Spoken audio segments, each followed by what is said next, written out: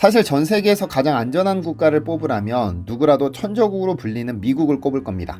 원래 천조국이라는 단어는 고대 동아시아에서 하늘의 왕조라는 뜻으로 사용됐었지만 지금은 미국을 지칭하는 단어가 됐습니다.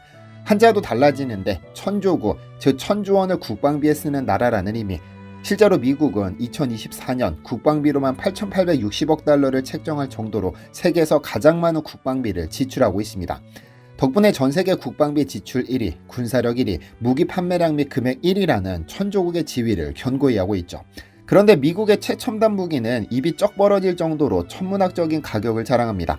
한 달 동안 수중 운항이 가능하며 미국 핵전력 중 가장 생존성이 높다는 콜롬비아급 핵잠수함은 척당 가격이 14조 원을 넘고 움직이는 해양도시로 불리는 제럴드 R 포드급 항공모함은 단일 무기체계로 가장 고가인데 척당 단가가 무려 17조 원입니다. 48시간 동안 은밀하게 비행하며 폭격 임무를 수행하는 B2 스텔스 폭격기 단가는 무려 2조 원을 넘습니다. 일반인은 상상도 할 수 없는 금액이죠. 그런데 한국이 만든 상품 중에도 이렇게 입이 쩍 벌어지는 가격포가 붙은 것이 있습니다. 안녕하세요, 디스멘털입니다. 약 4년 전 직선거리로 10,000km를 넘는 거제도까지 단숨에 날아온 아프리카 대통령이 있습니다.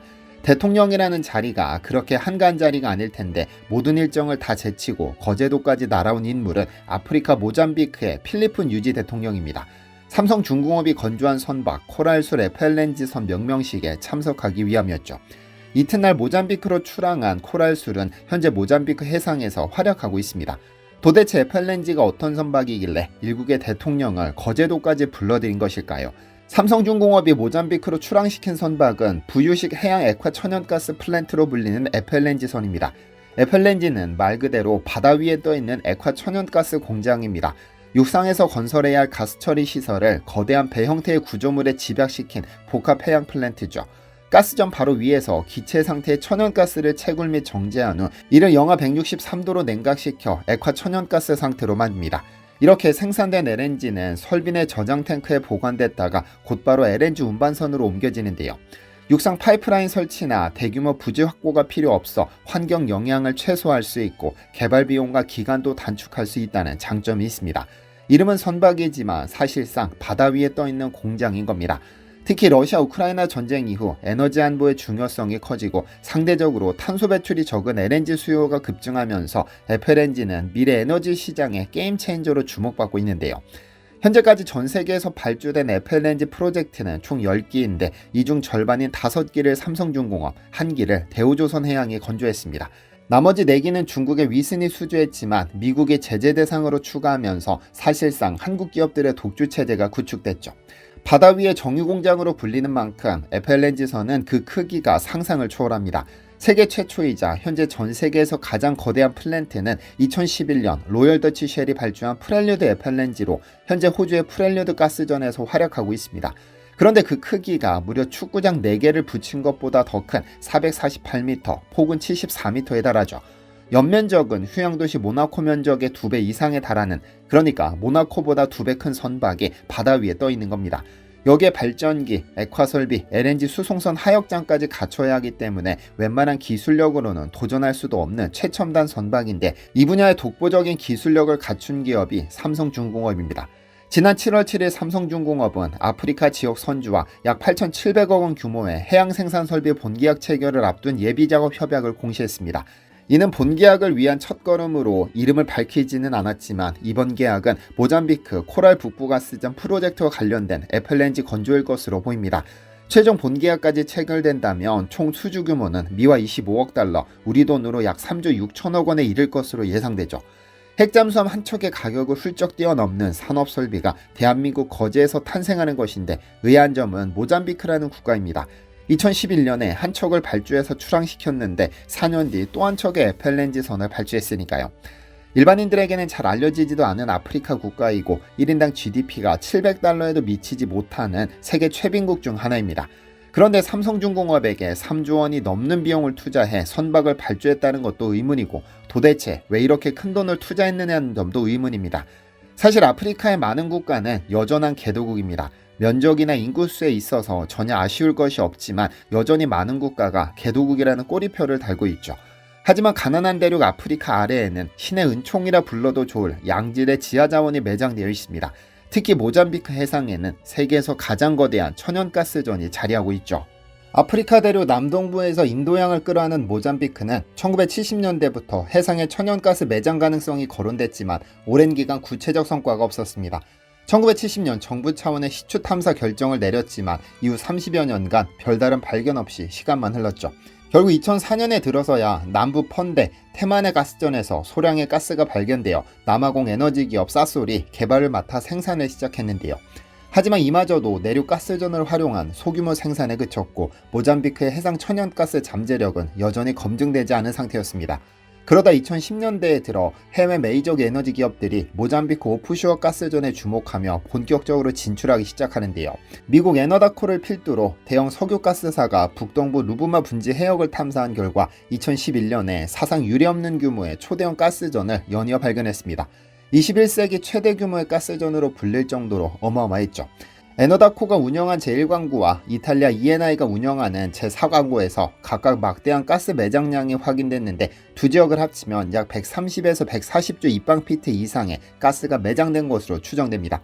이로써 모잠비크는 단숨에 세계적 가스 부국으로 부상하게 되는데요.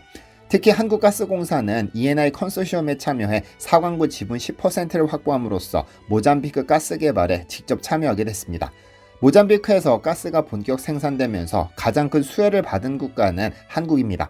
지분 확보로 모잠비크산 LNG 물량 일부를 안정적으로 확보할 수 있다는 직접적인 이익도 있지만 무엇보다 LNG를 전 세계로 실어나를 운반선 수요가 폭증할 것으로 전망되기 때문이죠.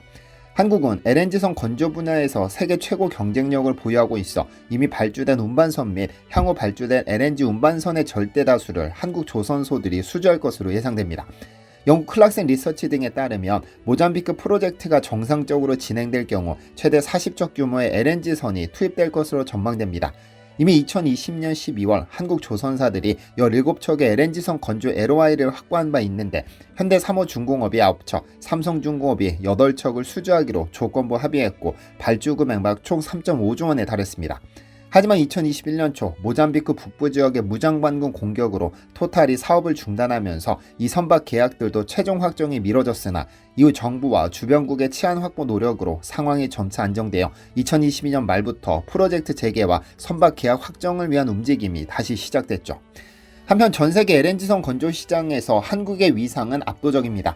2020년대 들어 대형 LNG선의 건조 기술과 생산 능력을 충분히 갖춘 나라는 사실상 한국 외에는 일부 일본, 중국 조선소 정도에 불과합니다. 하지만 일본은 노후화된 설비와 수주 기피로 사실상 경쟁에서 밀려났고 중국 역시 국영사 위주의 제한된 물량을 소화하는 수준이어서 대규모 고사양 LNG선 일괄 수주는 한국 조선 3사가 독점하고 있습니다. 실제로 한국 조선사의 전세계 선박 수주 점유율은 40.3%로 상승했고 특히 LNG 운반선 분야에서는 카타르, 모잠비크 등의 프로젝트 수주로 중국과의 격차를 크게 벌린 상황입니다. 따라서 모잠비크 LNG 프로젝트에 남은 약 20여 척 이상의 추가 발주 물량도 대부분 한국 기업이 가져갈 전망이며 업계에서는 모잠비크 사업은 사실상 한국을 위한 파티라는 우스갯소리도 나오고 있습니다. 그런데 모잠비크에서 비단 LNG선 수주에서 그치는 것은 아닙니다. 왜냐하면 대우건설이 5천억 원 규모의 부대 설비 조성공사까지 수주했기 때문입니다. 대우건설은 모잠비크 최북단 팔마 지역 산업단지에서 연산 640만 톤 규모의 LNG 에콰트레인 2기 및 부대 설비를 조성하는 공사를 수주했는데 그중 이중철골, 기계, 배관, 전기계장 등 핵심 공정 분야를 시공하는 작업입니다. 천연가스는 기체 상태로 존재하는데 이를 그대로 배에 실어 이동하게 되면 경제성이 너무 떨어집니다. 그래서 천연가스를 영하 163도에서 냉각해 액화시킨 것이 LNG입니다. 천연가스를 액화시키면 부피를 600분의 1 수준으로 줄일 수 있어 운반이나 저장이 훨씬 수월해지죠. 그런데 천연가스를 액화시키는 LNG 액화 플랜트 분야에서 대우건설은 독보적인 기술력을 가지고 있습니다. 이미 전 세계에서 가동 중인 플랜트 상당 부분을 독점 시공했을 만큼 경험과 능력이 출중하죠. 이미 2020년 5월 2조 원 규모의 나이지리아 프로젝트를 수주하면서 전 세계 유수의 건설사들이 독점한 분야를 잠식해가고 있고 인도네시아, 베트남, 싱가포르, 홍콩 등에서도 수주에 성공하면서 그 명성을 높였는데요. 필리프 뉴지 모잠비크 대통령이 거제도를 방문했을 당시 그는 의미심장한 말을 남겼습니다. 당시 오찬 자리에서 뉴지 대통령은 이후 이번과 동일한 FLNG선 한 기를 추가로 발주할 계획인데 한국과 협력하고 싶다고 했었죠. 그리고 그 계획이 얼마 전 삼성중공업이 공시한 8,700억짜리 예비 작업 협약으로 보입니다. 그러면서 만약 오늘 출항한 코랄술호가 안정적으로 조업을 하려면 안전 확보를 위해 해상경비선 3척의 배치가 필요하다. 이에 대해서도 한국의 군함을 고려하고 있다고 언급했었는데 아마 이 계획도 조만간 소식이 들려오지 않을까 싶습니다. 시청해주셔서 감사합니다.